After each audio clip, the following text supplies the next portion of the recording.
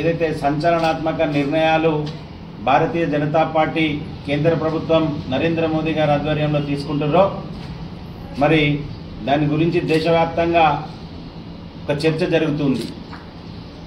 మరి ఈరోజు స్వతంత్రం వచ్చిన 75 సంవత్సరాలలో ఎవరైతే 60 సంవత్సరాలు పాలన చేసినరో వాళ్ళు ఎన్నడూ కానీ కులగణన గురించి మాట్లాడిన పాపాన పోలే.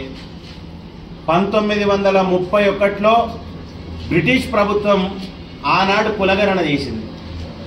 మరి 1931 తర్వాత స్వతంత్రం వచ్చినాక సుమారు 60 సంవత్సరాలు పాలించిన కాంగ్రెస్ ప్రభుత్వం ఒక్కనాడు కూడా కులగణన గురించి ఆలోచన పాపన పోలేదు. చాలా సందర్భాల్లో జనగణన చేసింది కానీ కులగణన చేయలేదు.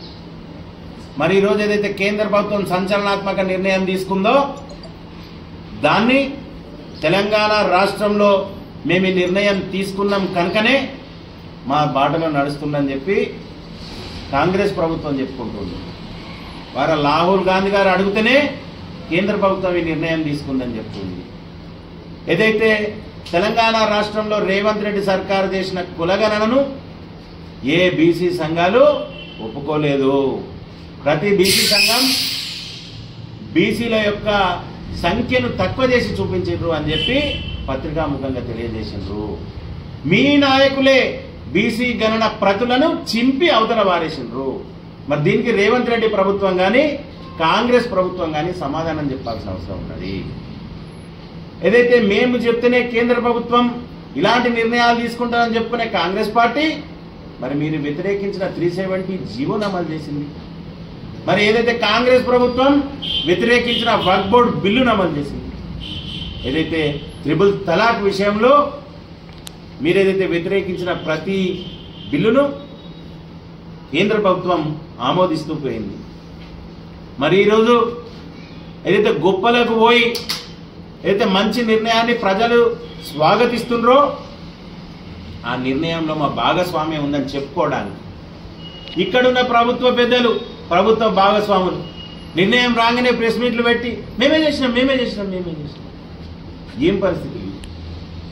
దేశవ్యాప్తంగా చర్చ జరుగుతున్నది.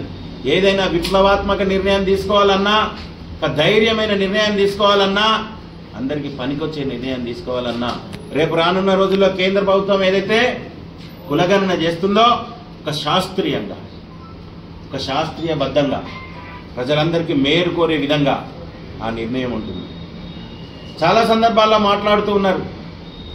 ఎవరి ద్వారానైతే పుట్టుక వచ్చిందో ఆ పుట్టుక మా ద్వారా అని చెప్పుకుంటున్నారని చెప్పి పలు సందర్భాలలో ప్రతి రాజకీయ పార్టీ మాట్లాడుతుంది. ఇలాంటి ఈ నిర్ణయాన్ని కూడా మేము నిర్ణయం తీసుకుంటే మా ద్వారా నిర్ణయం అని చెప్పుకునే కాంగ్రెస్ పార్టీ మీరు చేసే ప్రతి ఒక్క విషయం ప్రజలు గమనిస్తూనే ఉన్నారు. అంత దూరం ఎందుకు? మీరు ఇచ్చిన హామీలను నెరవేర్చే పరిస్థితిలో మీరు లేరు.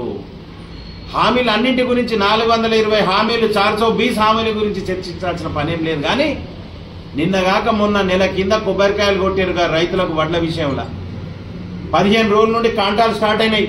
ఇంతవరకు ఒక్క రైతుకు ₹1 అకౌంట్లో పడ్డ పాపాన పోలేదు. వీళ్ళు ఇక్కడ కాంట పెట్టుకోమని చెప్తున్నారు.